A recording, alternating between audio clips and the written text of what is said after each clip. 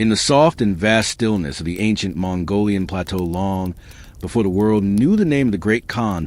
there lived a young boy named Temujin, whose story began not with the thunder of hooves, but with the quiet whistle of the wind through the tall grasses and the low rhythmic hum of the high desert plains. Imagine the cold blue sky stretching out forever like a silent ocean above the rolling hills where the light of the morning sun touches the frost on the ground with gentle and golden warmth. The world was a wide and open canvas where the only lines were drawn by the horizon, and the only sounds would crackle a small fire and the soft breathing of the family huddling together inside their circular felt tent known as a gur. Young Temujin was the son of a chieftain named Yasujiai, and in those early days his life was governed by the steady cycles of the nomadic people moving with the seasons and following the herds across the endless steppes in a slow and meditative dance of survival. For an American audience looking back across the centuries, this is a story of a boy who found his strength in the silence of the wilderness and learned the art of endurance before he ever learned the art of war. The air was crisp and filled with the scent of wild thyme and sage, and the earth beneath his feet was hard and reliable, providing a sense of grounding that would stay with him for the rest of his long and arduous journey. One day, while Temujin was still just a child, his father was taken from him in a moment of sudden and quiet tragedy, leaving the family alone and vulnerable in a world that was as beautiful as it was unforgiving. The clan that had once followed his father turned their backs and rode away into the distance, leaving behind only the dust of their horses and a silence so deep it felt like the end of the world. Imagine the young boy standing on the edge of a ridge, watching the people disappear until they were nothing more than tiny dots on the horizon while the wind pulled at his robes and the sun began to sink low in the sky. From that moment on, the life of Temujin became a long and steady lesson in the power of the human spirit to find a way forward through the dark, as the family was forced to live on the fringes of the plateau, gathering wild roots and fishing in the cold, shallow streams that meandered through the rocky valleys. They moved with a quiet and invisible grace, living off the land and learning the secrets of the animals that shared the wilderness with them, and every day was a slow exercise in patience and grit. The boy who would one day command millions spent his afternoons watching the hawk circle in the high air and the wolf shadow the herd, learning that power comes from observation and that survival depends on the ability to remain calm when the world is chaotic. There is a deep and profound rest in the thought of the solitary life, where the only clock was the movement of the stars and the only maps were the memories of the hills and the rivers that provided life in the desert. As you listen to this narrative, feel the weight of the heavy furs that kept the family warm during the long, bitter nights, and the softness of the grass as Temujin lay on his back, looking up at the celestial patterns of the Mongolian sky, where the stars were so bright they looked like diamonds scattered on black velvet. He learned to listen to the language of the earth the way the insects hummed before a storm, and the way the birds grew silent when a predator was near, and this quiet wisdom became the foundation of an iron that could not be broken by hunger or cold or loneliness. The survival instinct of the young boy were forged in the slow fires of necessity, where every meal was a victory and every night of safe sleep was a blessing from the eternal blue sky. He became as steady as the mountains and as persistent as the grass that grows through the cracks in the stone, finding a rhythm of existence that was both humble and magnificent in its simplicity. The plateau was a harsh teacher, but it was also a sanctuary where Temujin could grow without the distractions of the world outside, becoming a creature of pure focus and unwavering resolve. As the years passed and the young boy grew into a man, the memories of the hardship became like the polished stones in a riverbed, smooth and strong and unyielding, and the silence of the steppes became his closest companion. There is no rush in this story, because the growth of a soul takes time, and the desert does not give up its secrets, easily inviting you to settle into the slow and steady pace of a life lived in harmony with the wild. Imagine a family walking through a field of wildflowers in the brief heat of the summer, the colors of violet and yellow and red blurring into a soft painting as the bees buzz lazily in the warm air, and the world feels full of quiet and sleepy energy. Even in the most difficult times, there was a sense of order and purpose that provided a grounding force for Temujin, allowing him to look at the horizon and see not a barrier, but an invitation to explore the vastness of the world. His Iowa was not built on anger, but on the quiet realization that he was a part of something much larger than himself, and that his survival was a testament to the endurance of his ancestors and the strength of his own heart. As you drift further into relaxation, let the image of the young boy standing alone in the Vastness of Mongolia remind you that peace can be found in the most unlikely places, and that the strength to face the morning comes from the rest we find in the night. The plateau is quiet now, and the fires have gone out, and the family is sleeping safely under protection of the stars, and the story of the outcast has become a legend of resilience that speaks to the dreamer in all of us. The wind has died down to a whisper, and the only sound left is the steady beating of a heart that is ready for whatever the new day might bring, but for now the only task is to rest, and let the vastness of the steppes carry you into a deep and dreamless sleep, where the horizon is endless and the spirit is free. As the years drifted across the high Mongolian plateau, like the slow migration of clouds across a vast and timeless sea, the young Temujin emerged from the shadows of his childhood isolation to step into the complex and swirling winds of tribal politics, where every alliance was as shifting as the sands of the Gobi, and every friendship was a delicate thread that could be broken by the slightest pull of ambition. Imagine the vast gatherings of the nomadic people, where hundreds of white jers dotted. The emerald plains like pearls scattered on a velvet cloth, and the air was filled with the low rhythmic thrum of voices discussing old loyalties and new promises under the watchful gaze of the eternal blue sky. For an American audience looking back at this ancient landscape, the story of Temujin and his blood brother Jamukha is a profound meditation on the nature of trust and the heavy burden of leadership in a world where the only law was the strength of one's character and the depth of one's wisdom. The two boys had once sworn the sacred oath of the And to becoming brothers not by birth, but by the mixing of spirit and the sharing of a single heart, and for a time they moved through the world as one soul in two bodies, hunting the great elk and riding across the frozen rivers with a joy that felt as permanent as the mountains.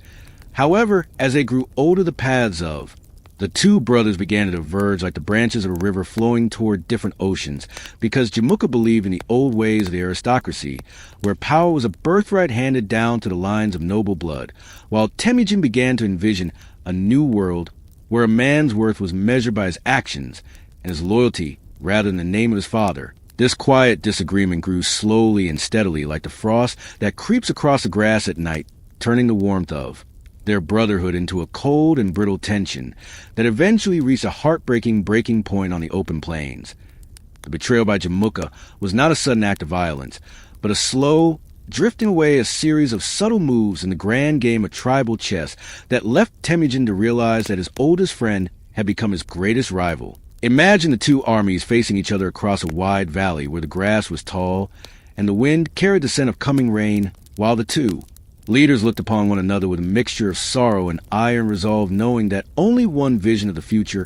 could survive the coming storm. Temujin chose to build his strength not on the fading glory of the clans, but on a revolutionary idea that resonated through the hearts of the common people, the idea of meritocracy, where the shepherd could become a general and the hunter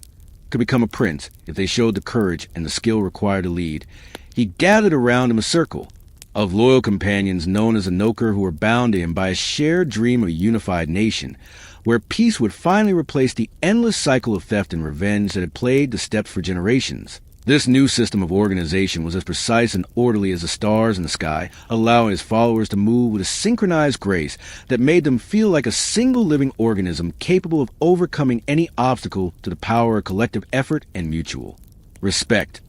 As you listen to this narrative, let the image of the vast Mongolian camp at night settle into your mind, where the only light comes from the glowing embers of 1,000 small fires, and the only sound is the soft breathing of the horses tethered in the dark. Temujin sat alone in his tent thinking of the brother he had lost and the nation. He was trying to find his mind moving with the steady deliberation of a master weaver, creating a tapestry of such strength that it could hold the world together. He replaced the chaos of tribal whim with the structure of the decimal system, dividing his people into groups of 10 and 100 and 1,000, creating a chain of command that was as reliable as the rising sun and as clear as the water in a mountain spring. This order brought a sense of calm and safety to the lives of the people who found in Temujin a leader who valued their lives and their contributions regardless of their origins, and this loyalty became the secret fuel that would eventually power the greatest empire the world had ever seen. The betrayal by Jamukha was a painful lesson in the necessity of forging a path that is true to one's own vision, even when it means walking away from the shadows of the past. And as the two brothers finally parted ways, the destiny of the great Khan was etched into the very stones of the plateau. There is a deep and lasting comfort in the thought of this transition, where the noise of conflict is replaced by the quiet efficiency of A. Well-ordered world and the anxiety of the hunt is replaced by the stability of a shared purpose. The meritocracy of Temujin was a gift of hope to the forgotten, and the humble proving that imagination and grit could build a house that would stand for centuries against the winds of time. As you sink deeper into the soft embrace of sleep, imagine the steady march of the loyal army across the high ridges, their movement as fluid and silent as the shadow of a cloud passing over the earth, and feel the peace that comes from knowing that everything is in its proper place. The politics of the tribes have settled into a quiet harmony, and the rivalry of the brothers has faded into the legends of the old ones, leaving only the steady and unwavering light of a new era dawning on the horizon. The air is cool and the world is vast, and the story of the Blood Brothers has reached a place of quiet reflection where the lessons of the past provide a grounding force for the dreams of the future. Let the rhythmic pulse of this history carry you away into a state of total relaxation, where the spirit of the steppe is a protective blanket and the silence of the desert is a sanctuary for your weary mind. The ledger of loyalty is complete, and the army of the heart is at rest, and the great Khan is watching over the land with a gaze that is as steady and enduring as the mountains themselves. The journey continues through the night with a calm persistence until the light of the morning returns, but for now, there is only the deep and dreamless sleep of the unified plains. In the year of the tiger, which we now know as 1206 the wide and rolling plains of the Mongolian heartland, witnessed a gathering so immense and so silent that it seemed as though the very mountains had come down to witness a transformation of the world, as the thousands of white felt tents stretched across the horizon, like a sea of clouds resting upon the emerald grass, where the sacred Onon River flowed with a gentle and rhythmic pulse. Through the valley of the gods, imagine the morning air being crisp and cool and filled with the faint scent of wild mint and the sound of 1,000 horse tails swishing in the breeze as the leaders of the unified tribes gathered for Great Kurotai, which was a massive assembly of the spirit and the will that would change the course of human history forever. For an American audience who values the foundation of law and the strength of a unified vision, this moment represents the birth of a nation from the fragments of 1,000 years of wandering and the transition of a man named Temujin into the figure of Genghis Khan, which means a universal ruler of all who live behind felt walls. There was a profound and deep stillness in the air as the tall white banner with 9 yak tails was raised into bright blue sky, representing the 9 tribes that had finally found a single path and a single heart under the canopy of the eternal heaven. As Temujin stepped on the platform, the people did not shout with a chaotic noise, but instead breathed in a collective sigh of relief, because the era of tribal raiding and the endless cycle of revenge was finally coming to a close, replaced by a sense of order that felt as solid as the granite cliffs of the north. It was during this quiet and majestic ceremony that the great Khan established the Yasa, which was a strict and sacred code of laws that acted as the invisible skeleton of a new empire, providing a structure so firm and so clear that it turned a collection of nomadic warriors into the most disciplined and effective force the world had ever seen. The Yasa was not written in books at first, but was etched into the minds of every soldier and every mother and every child, creating a shared language of behavior, where honesty was rewarded and betrayal was met with the finality of the blade, and where the protection of the weak and the respect for all religions became the cornerstones of a new civilization. Imagine the steady and hypnotic voice of the Khan as he laid out the rules that forbade the stealing of horses and the kidnapping of women, and the polluting of the sacred waters of the rivers, which made the land feel safe and holy for the first time in memory. This legal code was like a long, slow, winding river that provided a boundary for the wild energy of the steppes, channeling the fierce spirit of the Mongol people into a focused and unstoppable power that could move across the earth with the precision of a celestial body. Every man was now part of a system of tens and hundreds and thousands, where his position was earned by his bravery and his discipline rather than his birthright, which created a sense of fairness and stability that allowed the weary soldiers to finally lay down their heads at night with a sense of true security.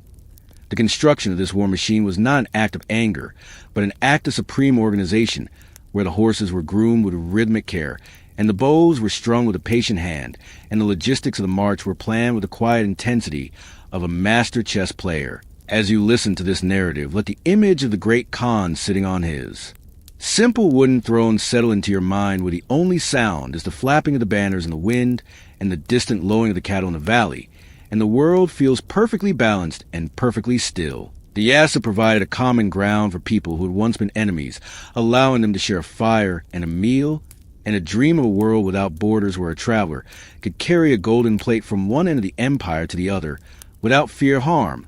This vision of peace through strength was a revolutionary idea that resonated across the continents, and it brings a sense of profound rest to the story because the chaos of the past has been conquered by the clarity of the law.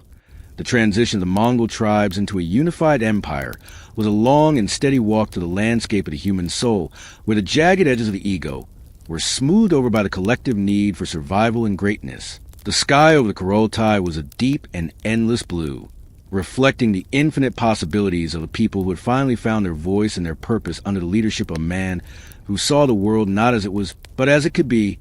There is a rhythmic comfort in the thought of a whole society moving in unison, following a code that was as predictable as the seasons and as enduring as the stars that watch over the high plateau at night. As the celebrations of the Kurultai faded into the quiet of the evening and the fires turned to glowing embers, the great Khan looked out over his people and knew that the foundation was laid and the journey was just beginning. But for now, there was only the peace of the accomplishment and the stillness of the night.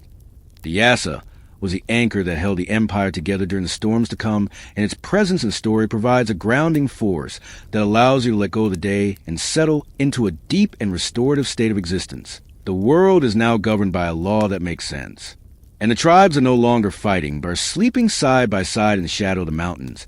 and the only task remaining is to close your eyes and drift away into the vast and quiet expanse of steppes where the wind is a lullaby and the stars are guide to a dreamless and perfect rest. The story has moved from the heat of the sun to the coolness of the moon, and everything is in its proper place, and the empire is at peace, and the sails of the Jers are still, and the long day of the tiger has reached its beautiful and silent end. In the quiet shadows of the Great Wall, where the ancient stones sleep under a blanket of yellow dust and the winds of the north whisper secrets of old empires, there began a slow and steady movement of a vast shadow as the unified tribes of the Mongol steppes turned their gaze toward the high and heavy gates of the Jin dynasty. Imagine the rhythmic thud of 100,000 horses moving in a synchronized walk across the dry plains, creating a low vibration that felt like the heartbeat of the earth itself, while the great Khan sat upon his mount, watching the distant golden spires of the cities, with a gaze that was as patient and as cold as a winter moon.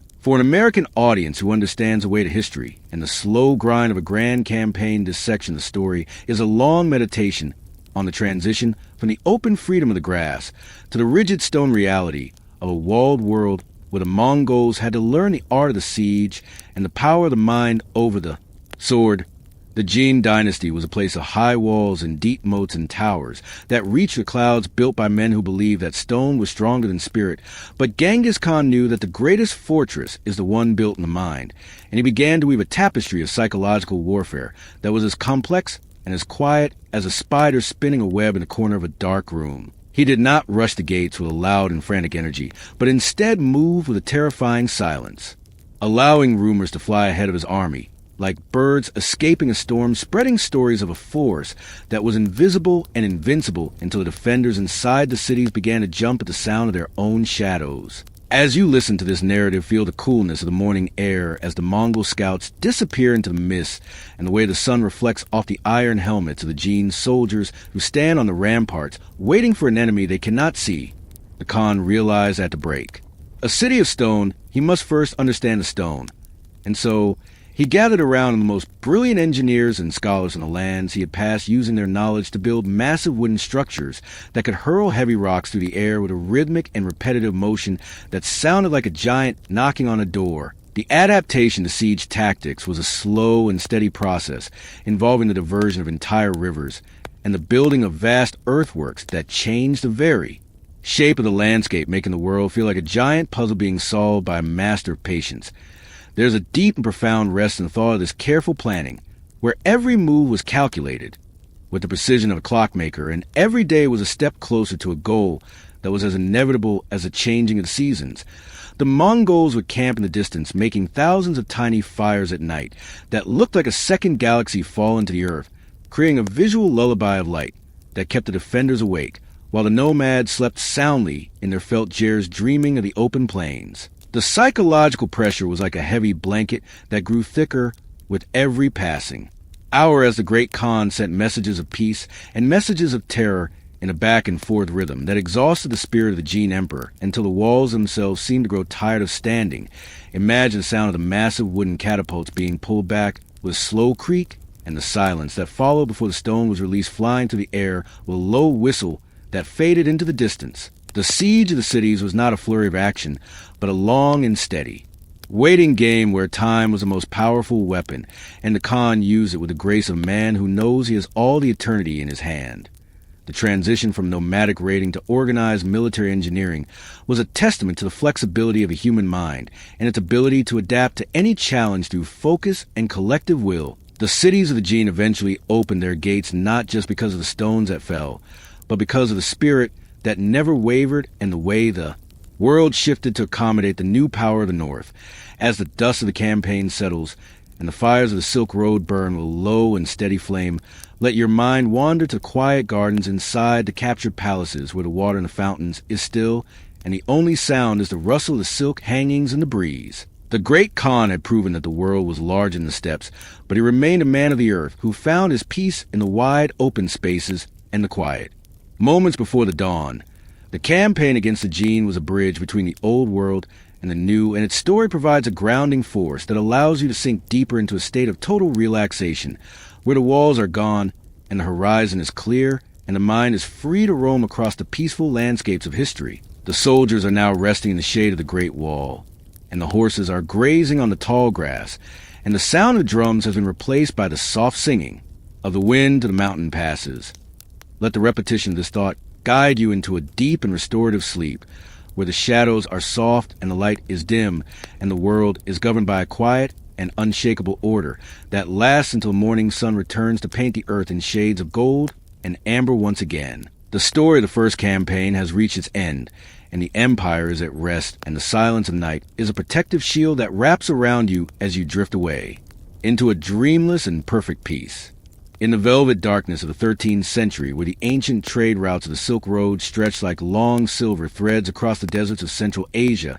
there stood a magnificent and wealthy Persian empire known as the Khwarezmian realm, which was a place of high minarets and blue-tiled domes and gardens that smelled of rose water and citrus, where the air was always heavy with the weight of tradition and the pride of 1,000 years of history. Imagine the shimmering heat of the sun, reflecting off the golden gates of Samarkand and Bokhara as the merchants arrived with caravans of silk and spice, creating a rhythmic and hypnotic melody of camel bells that echoed to the narrow, dusty streets of the great desert cities. For an American audience who values the sanctity of diplomacy and the quiet power of a promise, this part of the story is a slow and steady meditation on how a single moment of arrogance can lead to the total transformation of the world as the great Khan sent a peaceful caravan of 500 men to open the doors of trade and friendship, only to have them met with the cold and sharp edge of a tragic misunderstanding.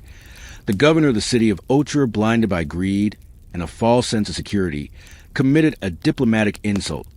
so profound that it shattered the peace of the East and sent a ripple of inevitable change across the mountains and the plains. When the great Khan received the news, he did not react with a sudden burst of anger, but instead climbed to the top of a high and lonely mountain where he stood in the silence for 3 days and 3 nights, looking up at the eternal blue sky and listening to the wind as it whispered to the crags and the stones. He was a man who believed in the weight of a word and the honor of a guest, and the decision to move against the Persian Empire was made with quiet and terrifying deliberation that was as steady as the flow of a deep and icy river. As you listen to this narrative feel the coolness of the mountain air and the way the world seems to hold its breath as the Mongol army begins to move not with the chaos of a mob, but with the synchronized precision of a clockwork machine that had been wound for perfection. They crossed the high snow-capped peaks of the Tian Shan Mountains in a slow and rhythmic march, their shadows stretching across the white glaciers like long fingers of fate,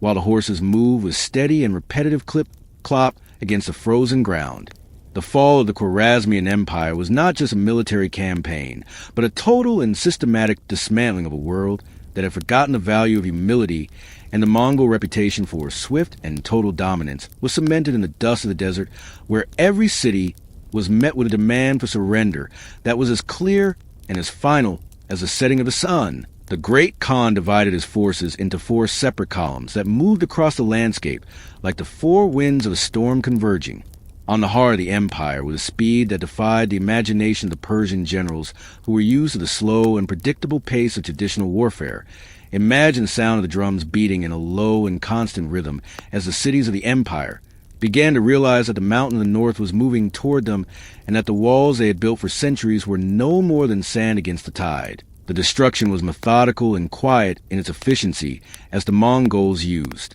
their mastery of psychology and engineering to turn the strengths of the empire against itself, using the captured prisoners to build siege engines and the diverted rivers to wash away the foundations of the palaces. There is a deep and profound rest in the thought of this inevitability, where the outcome was decided before the first arrow was even fired, because the discipline of the Khan was absolute and the will of his people was unified into a single sharp point of purpose.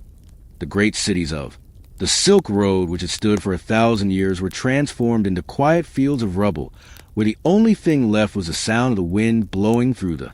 broken arches and the memory of a pride that had been humbled by the reality of the steppe. As the Persian Empire dissolved into the shadows of history, the Great Khan remained a figure of calm and steady focus, who saw himself not as a destroyer, but as a force of nature like the winter or the flood, which clears the ground for something new to grow. The campaign was a testament to the power of organization and the importance of respect, and its story provides a grounding force that allows you to sink deeper into a state of total relaxation, where the noise of the world is distant and the only reality is the slow and steady passage of time. The soldiers are now resting in the ruins of the old palaces, and the horses are drinking from the cool fountains, and the sun is setting over the vast, empty deserts of the west, painting the sky in shades of deep red and ochre. Let the repetition of this thought guide you into a deep and restorative sleep, where the borders of the world are gone and the landscape is open and the mind is free to drift across the quiet maps of the past. The empire is fallen, and the Khan is at peace, and the silence of the night is a protective blanket that wraps around you as you move further away from the light and into the dark and dreamless valley of rest. The story of the diplomatic insult has reached its final chapter, and the lesson has been learned, and the world is now quiet, and the stars are the only witnesses to the majesty of the transformation that took place in the heart of the desert. You are safe, and the world is orderly, and the journey of the Great Khan continues with a calm persistence. But for you, the only task is to sleep and let the rhythm of the history become a lullaby that carries you into the morning. In the quiet heart of the high plateau, where the horizon stretches out into an infinite blue line, there exists a profound and rhythmic stillness that governed the movement of the ghost cavalry as they drifted across the landscape, like the shadows of clouds passing over the golden grass. Imagine the steady and hypnotic sound of thousands of hooves striking the earth in a synchronized pulse that felt like the very breathing of the world, while the Great Khan sat in his saddle, watching the flow of his warriors with a gaze that saw not just men, but a living and breathing machine of perfect efficiency.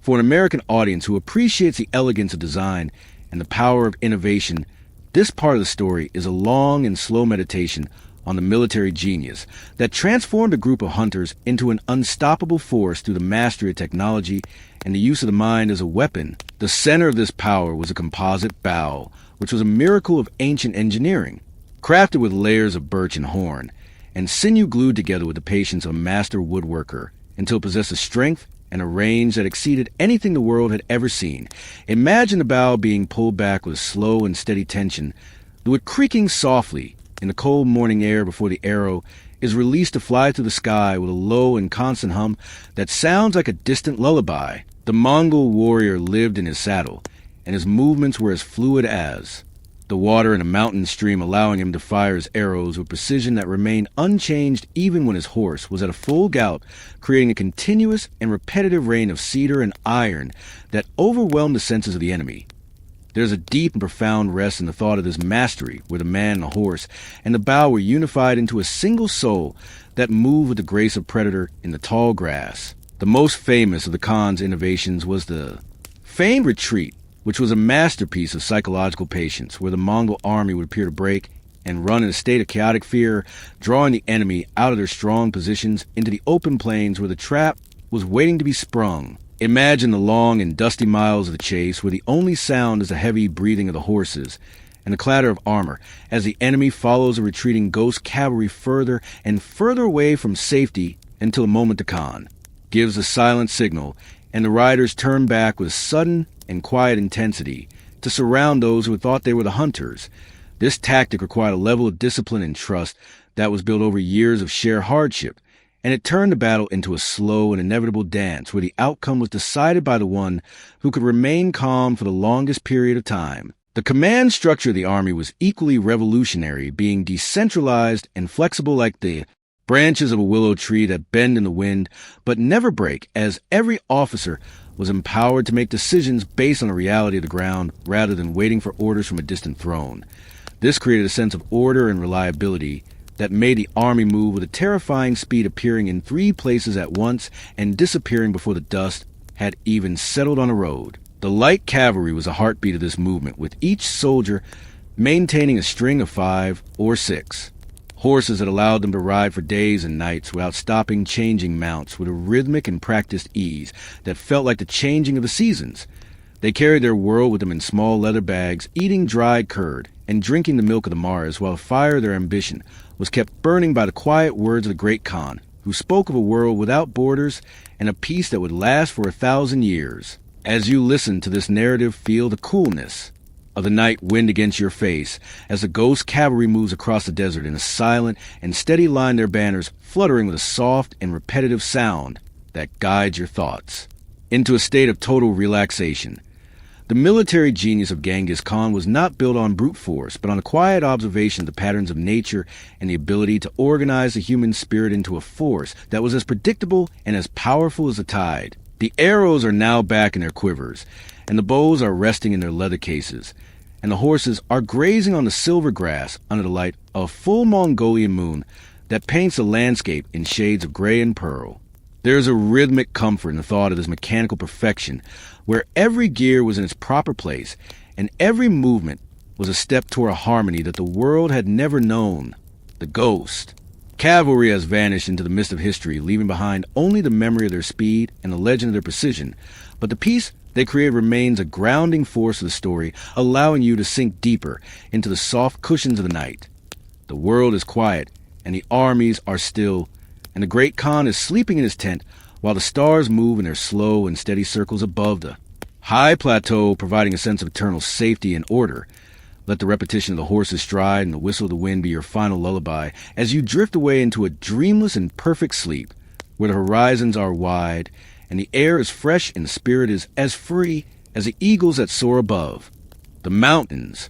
The analysis is complete and the machine is at rest, and the night is a sanctuary that wraps around you with the softness of a silken robe until morning light returns to start the cycle of the sun once more. In the quiet expansion of the horizon, where the dry desert sands meet the cooling touch of the evening sky, there grew a period of profound and rhythmic stability known as the Pax Mongolica, which was a time when the great Khan's empire became a vast and silent bridge connecting the distant corners of the world through a steady pulse of order and peace. Imagine the long and dusty reaches of the Silk Road stretching like a winding river of gold across the continent, where the air was no longer filled with the sound of clashing swords, but with the soft and repetitive chime of camel bells and the quiet rustle of silk being traded in the open markets. For an American audience who understand the value of a global network and the importance of open communication, this part of the story is a long meditation on the transition from a state of war to a state of unprecedented connectivity, where the great Khan used the same discipline that built his army to build a sanctuary for trade and home for ideas. The heart of this stability was the Yam, which was the first truly global postal system, consisting of a series of relay stations placed at regular intervals across the vastness of the empire, like the steady ticking of a clock that never skipped a beat. Imagine a lone rider on a fast horse galloping through the morning mist, his mind focused on a rhythmic thud of hooves as he approaches a small stone station where a fresh horse is waiting in the shade of a wooden roof. The rider swaps his mount with a practiced and fluid grace and disappears back into the landscape within minutes, carrying messages and news from the Pacific Ocean to the gates of Europe with a speed that made the world feel smaller and more manageable. There is a deep and profound rest in the thought of this constant and reliable movement, where information flowed like water through a well-built channel, providing a sense of security and continuity. To every corner of the land, the yam was a system of trust and precision that allowed a traveler to carry a golden tablet known as a pesa, which served as a universal passport, ensuring that they would be fed and sheltered and protected by the law of the Khan wherever they went. This legal protection encouraged the merchants of the West and the scholars of the East to cross the deserts and the mountains in a slow and steady stream, bringing with them spices and perfumes and inventions that changed the flavor and the texture of human life.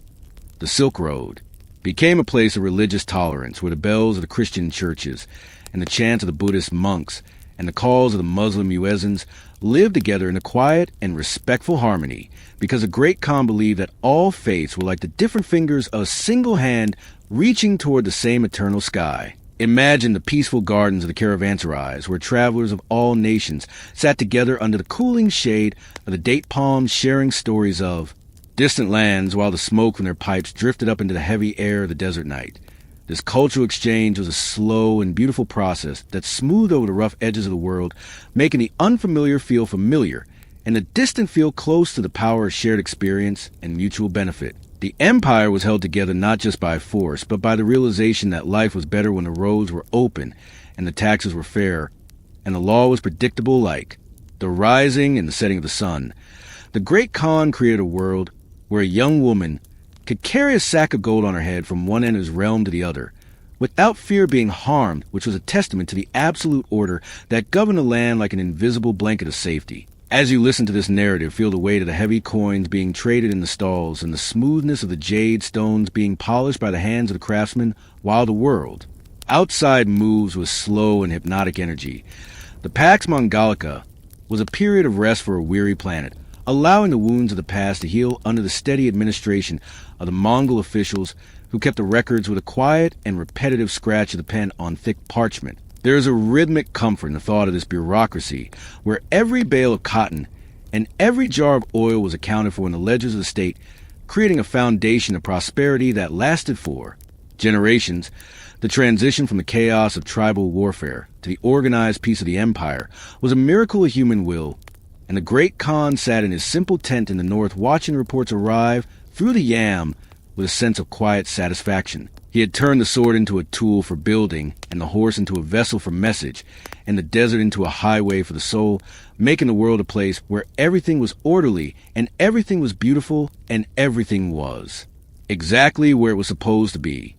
The trade routes are now quiet under the light of the silver moon, and the camels are resting in the courtyards, and the riders of the yam are sleeping in their stations waiting for the first light of dawn to begin their journey again. The story of the piece has reached a place of total stability where the mind can let go of the noise of the day and sink into the silence of the ancient roads that lead to a deep and dreamless sleep. The landscape is open and the air is still, and the great Khan is watching over the empire with a gaze that is as steady as the stars above the plateau, providing a sanctuary of rest for all who wander beneath the canopy of the sky. Let the repetition of the camel's bell and the rider's gallop be your final lullaby as you drift away into a perfect and restorative peace where the spirit is safe and the world is one. In the quiet shadows of the ancient caravanserais, where the dust of the Silk Road settles like a heavy blanket over the stone floors, there existed a hidden and rhythmic world of observation and whispers that served as the silent eyes and ears of the great Khan as he moved across the landscape of the world, not just with horses, but with information. Imagine the steady and hypnotic murmur of merchants sitting around a small fire in the cool of the desert night, sharing stories of distant city walls, and the number of guards at every gate, while the smoke from their pipes drifts up toward the stars in a slow and repetitive dance of shadows. For an American audience who understands the subtle power of intelligence and the strategic value of a well-placed rumor, this part of the story is a long meditation on the transition from physical strength to the invisible dominance of the mind, where Genghis Khan used a vast network of scouts and traders to win his battles long before the first arrow was ever notched to a bow. He turned the natural flow of commerce into a quiet river of data, creating a system where every silk merchant and every spice trader was a potential source of knowledge who could describe the depth of a moat or the temperament of a foreign king with the precision of a master architect. There is a deep and profound rest in the thought of this constant and invisible gathering where the world was being mapped not on paper, but in the memory of the Khan to the steady reports of his scouts who moved like ghosts through the mountain passes. and the crowded marketplaces of Central Asia. These scouts were the shadow of the empire, appearing and disappearing with the wind, and they used the power of psychological warfare to soften the hearts of their enemies by spreading rumors of a Mongol force that was so large it drank entire rivers dry, and so fast it could outrun the light of the sun. Imagine the fear growing slowly and steadily in a besieged city, like the frost that creeps across a window at night, as the people listen to the tales of the invisible riders until the walls themselves seem to crumble under the weight of an imagined inevitability. The great Khan was a master of the long game who knew that the spirit of an army is its most vulnerable point, and he used his network to create a sense of doubt and hesitation that made the resistance of his foes as fragile as dried parchment. The merchants were his most trusted messengers because they could travel anywhere and talk to anyone moving through the high halls of palaces and the low corners of taverns with a quiet and rhythmic grace that allowed them to hear the secrets that were whispered in the dark. This network was a masterpiece of human organization where information was passed from hand to hand like a precious stone until it reached the simple tent of the Khan in the north, where he would sit in the silence for hours turning the facts over his mind like a gardener sorting seeds of the spring. He knew the weather of distant lands and the internal politics of rival dynasties and the secret paths through the impassable forests, because he had built a world where knowledge was the ultimate currency and silence was the ultimate shield. There is a rhythmic comfort in the thought of this hidden order where every traveler was a thread in a giant web and every rumor was a pulse that moved through the system with the reliability of the tide. The psychological operations of the Mongols were not an act of chaos, but an act of supreme control, where the Khan controlled the narrative of his own legend, making himself appear as a force of divine justice that could not be stopped by mortal hands. As you listen to this narrative, feel the coolness of the desert air as the merchants pack their bags. In the pre-dawn light, and the way the horses move with a quiet and repetitive step through the sand dunes, while the world remains unaware of the eyes that are watching from the ridges. The mastery of intelligence was a testament to the flexibility of the human spirit and its ability to conquer through understanding rather than destruction. And the story of the spies provides a grounding force that allows you to sink deeper into a state of total relaxation, where the noise of the day is gone and the mind is safe within the fortress of its own thoughts. The cities of the West are now quiet under the silver moon, and the gates are locked, and the guards are sleeping while the scouts of the Khan are resting in the tall grass, waiting for the first light of the sun to bring new news to the north. The story of the intelligence network has reached a place of perfect stability where the mind can let go of the need to know and simply exist in the silence of the ancient trails that lead to a deep and dreamless sleep. The landscape is open and the sky is wide, and the great Khan is sitting in his gur watching the embers of his fire and knowing that the world is already his because he understands it better than it understands itself. Let the repetition of the camel stride and the scout's whisper be your final lullaby as you drift away into a perfect and restorative peace where the secrets are safe and the world is still. In the final chapters of the great movement of the North, where the land seems to stretch beyond the capacity of the human eye and the sky becomes a vast blue dome that covers the entire world, there began a slow and unstoppable expansion toward the edges of the known earth as the Mongol borders moved like a rising tide across the continents from the emerald shores of the Pacific Ocean to the stone gates of Eastern Europe. Imagine the steady and rhythmic movement of 1,000,000 hooves crossing the mountain passes and the wide rivers and the endless forests, creating a low and constant vibration that felt like the heartbeat of history itself, while the banners of the great Khan fluttered in the wind with a soft and repetitive sound that promised a new era of unity. For an American audience who looks out at a vast nation and understands the grandeur of a continental landscape, this part of the story is a long and quiet meditation on the transition from a local power to a global empire that covered the largest contiguous landmass in the history of the world. The final campaigns were not just about the movement of men, but about the steady and methodical folding of the Earth's map as the Mongol scouts pushed further and further into the mist of the West and the humid jungles of the South and the frozen tundras of the North with persistence that was as reliable as the change of the seasons. There is a deep and profound rest in the thought of this immense scale where the distance from one end of the realm to the other was measured in months of travel, yet every mile was governed by the same laws and the same peace and the same rhythmic pulse of the Khan's will. The empire stretched across the great Silk Road, crossing the high plateaus of Tibet and the fertile valleys of Mesopotamia. and the rolling plains of Russia, where the snow falls in a slow and silent curtain over the sleeping villages. Imagine the Mongol riders arriving at the banks of the Danube River, their horses drinking from the cool water, while the sun sets behind the distant spires of European cathedrals, painting the sky in shades of deep indigo and rose. This was a world where the borders had dissolved into a single horizon, and where the people of the East and the people of the West were brought together under a canopy of order that felt as solid as the stone of the mountains. The expansion was a masterpiece of logistics and endurance, where the horses were fed by the grass of 1,000 different lands, and the soldiers slept in their jairs under 1,000 different constellations, yet always felt at home because the empire was their home. There's a rhythmic comfort in the thought of this vast connectivity, where a message could be sent across the world, and a merchant could trade his goods across thousands of miles without ever leaving protection of the great Khan's law. The final frontiers were not barriers, but invitations to a world that was becoming one and the movement of. The Mongol army was like a slow and steady needle weaving a tapestry of human experience that covered the entire globe. As you listen to this narrative, feel the coolness of the air as it changes from the heat of the desert to the dampness of the forest, and the way the world remains quiet and still. Beneath the weight of this massive transformation, the Great Khan had created a reality where the Pacific Ocean and the Adriatic Sea were connected by a single thread of history, and where the diverse cultures of the earth were allowed to breathe and grow within the sanctuary of its stability. The campaigns reached their natural end not because of failure of strength, but because the world had been fully explored and the map had been fully realized, leaving the empire to settle into a long and peaceful state of reflection. Imagine the soldiers resting by their fires at the edge of the world, looking out at the dark water of the furthest oceans, and knowing that they had walked across the entire heart of the earth with quiet and unwavering resolve. The expansion was a testament to the power of imagination and the strength of the human spirit to reach for the impossible until it becomes the ordinary, and the story of the final borders provides a grounding force that allows you to sink deeper into a state of total relaxation, where the world is vast, but you are safe and the horizon is wide, but you are at rest. The cities of the empire are now quiet under the light of a single silver moon,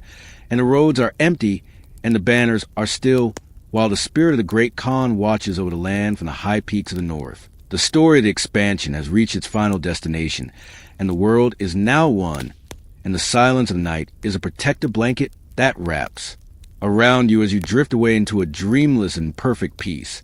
The landscape is open, and the air is still, and the memory of the long journey is a lullaby that carries you further into the dark and quiet valley of rest, where the lines of the map fade away, and the only thing left is the steady breathing of the earth.